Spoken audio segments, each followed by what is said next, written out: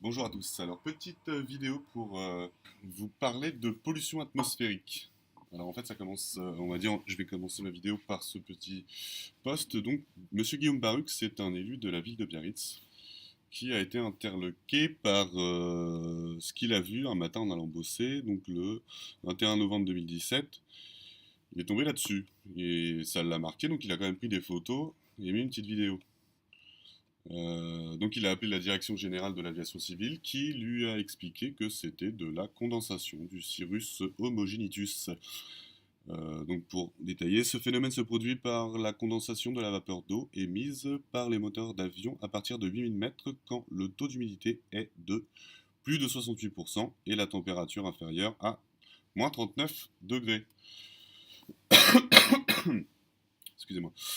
Euh, du coup, euh, Du coup, c'est que de la vapeur d'eau et voilà, il n'y a pas plus de soucis à avoir là-dessus. Alors moi, je m'y intéresse, c'est un sujet qui m'intéresse depuis assez longtemps. Moi, je suis tombé là-dessus, par exemple, sur cette page-là. Donc ça, c'est le gouvernement suisse qui a publié ce dossier. Donc réacteur d'avion et poussière fine, la Suisse prend les commandes. Comme tout moteur à combustion, les réacteurs d'avion émettent des particules fines. Tata, je vous laisserai lire, hein, de toute façon. Là, en fait, en gros, ce qui nous explique. Un avion moderne a deux réacteurs transportant 150 passagers, brûle quelques 2700 kg de kérosène par heure de vol. Les masses d'air chaud sortant des turbines et fournissant notamment à l'appareil la poussée nécessaire contient, outre 8,5 tonnes de dioxyde de carbone et 3,3 tonnes de vapeur d'eau, de nombreux polluants atmosphériques, des gaz de combustion classiques tels que dioxyde d'azote, dioxyde de soufre, monoxyde de carbone, hydrocarbures et environ 100 grammes de particules fines dessus susceptibles d'être inhalées. Pardon. Alors 100 grammes de particules fines, là il nous détaille un peu plus. Bon là il nous explique qu'en fait les réacteurs d'avion consomment de moins en moins, mais vu que le trafic aérien augmente, ça compense pas. Ensuite il nous explique qu'en fait dans il y a généralement 0,1 mg de SU par mètre cube. Par mètre cube expulsé, il y a 0,1 mg de SU. Cela correspond à 10 000 milliards de particules ultra fines, souvent beaucoup plus petites que celles que produisent les véhicules motorisés. Alors les particules ultra fines, donc, ce sont les PM01. Donc on a les PM10, les PM25 et les PM01. Et les PM01, en fait, par exemple, ne sont pas surveillés. Au niveau de la qualité de l'air, par exemple, l'ERA 4 Aquitaine, ceux qui surveillent la qualité de l'air ici dans ma région, ne surveillent pas les particules 0,1. Voilà, là on a un petit schéma qui nous explique donc ce qui se passe pendant une heure de vol. Qu'est-ce qui se passe? La réaction. Donc la quantité d'air qui rentre dans le réacteur, enfin dans les réacteurs, le kérosène qui est brûlé et ce qui en ressort. Voilà. Donc du coup, ça, c'est pas que de la vapeur d'eau. Il y a des particules aussi, énormément, 10 000 milliards de particules par mètre cube qui sortent. Donc c'est énorme. Là, il y a de la particule, en veux-tu, en voilà. Là, c'est pour appuyer un peu le propos. Alors, je vais vous lire d'abord le truc. Aviation, diesel et kérosène, gazole. Au pire des cas, c'est le jet A1. Donc, c'est pour vous expliquer qu'en fait, ce sont les additifs qui contiennent beaucoup de particules. Il y a des antioxydants, des antistatiques, des inhibiteurs de corrosion, des inhibiteurs de formation de glace, des biocides, des désactivateurs de métaux, générateurs de polluants toxiques. Voilà. Et ça, en fait, c'est un compte rendu de une association de défense contre les nuisances aériennes sur Paris pour les deux aéroports de Paris. Euh, ça, ce qu'on peut constater au sol. Donc ça, ce sont des filaments qui ont été récoltés aux quatre coins de la France et qui ont été envoyés à ce monsieur, enfin à ce laboratoire, Analytica. Donc ça contient des perturbateurs endocriniens, de l'aluminium, du barium, du strontium et des métaux lourds. Vous avez les rapports détaillés que vous pouvez télécharger. Ouais, il y en a 4. Et il y a deux petites vidéos que vous pouvez regarder. Ensuite, je vous laisse regarder le site de ce laboratoire. Vous allez voir que c'est un laboratoire, ma foi, respectable. Constatation encore au sol, là, ce qu'on peut voir, c'est que par exemple, alors ça c'est sur RT, l'article était aussi sur Reuters, mais je le retrouve pas. Alors, Bee with Alzheimer, Aluminium Pollution Linked to Dementia in Bees. En gros, le titre, bah, l'aluminium, les abeilles sont contaminées à l'aluminium et finissent avec Alzheimer.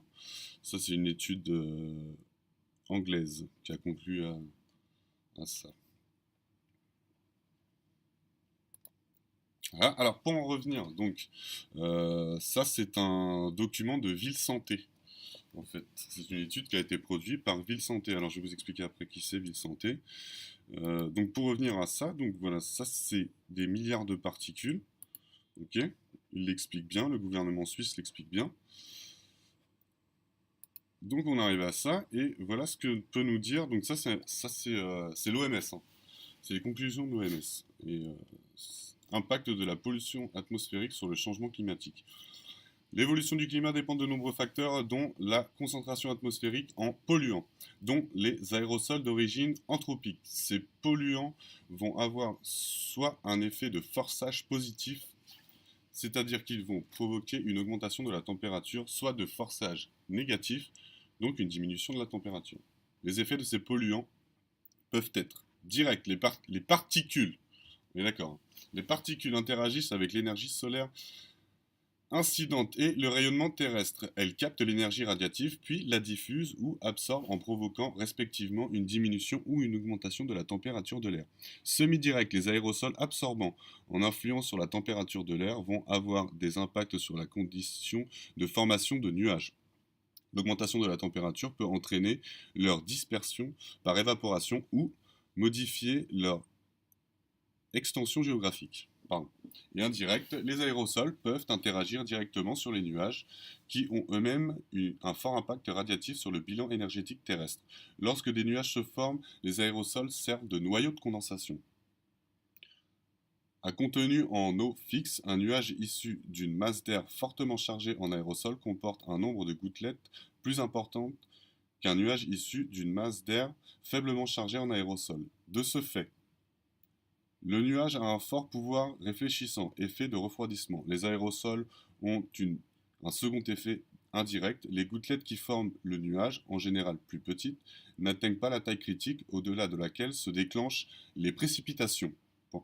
La durée de vie du nuage se trouve donc augmentée.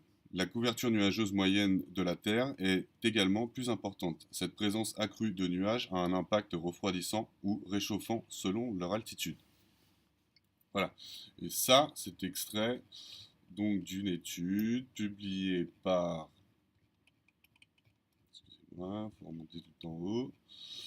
Ville Santé, Réseau français, l'OMS, Qualité de l'air et santé, revue de littérature en préparation du séminaire de travail de Ville Santé. De toute façon, je vous mettrai le lien. Mai 2015. Voilà, donc voilà l'impact des microparticules que l'on peut constater au-dessus de nos têtes. Qu'est-ce que j'ai d'autre? Pourquoi on ne parlera pas d'aviation à la COP 21? C'est vrai que, par exemple, on nous a fait tout un fromage pour la COP 21, mais on ne nous parle pas de l'aviation. L'aviation n'est pas prise en compte. Voilà, puis là, bah, je vous mettrai le lien aussi. C'est une conversation que j'ai pu avoir donc en fin 2016 avec Monsieur Raphaël Bunalès, donc c'est le directeur d'études de l'ERACATMO Grand Aquitaine, c'est-à-dire qu'il est responsable de la qualité de l'air de 5,8 millions de personnes.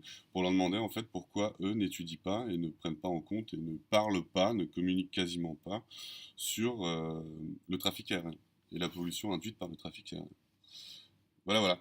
Donc si vous avez des questions, c'est un bon début, je trouve, déjà, pour comprendre un peu ce qui se passe. Moi, en fait, en gros, bah, ce qu'on voit au-dessus de nos têtes, hein, ce que tout le monde peut constater au-dessus de nos têtes, c'est un peu de la géo-ingénierie sans faire exprès, hein, vu que ce sont des polluants extrêmement toxiques qui, ces petites particules fines forment des noyaux de condensation, ça crée des nuages, et tout un tas de perturbations qui sont expliquées sur ce document-là, par exemple. Voilà, donc si vous avez des questions, si vous avez des informations à ajouter ou même des contradictions, N'hésitez pas, moi c'est un sujet qui m'intéresse et j'aimerais aller plus loin.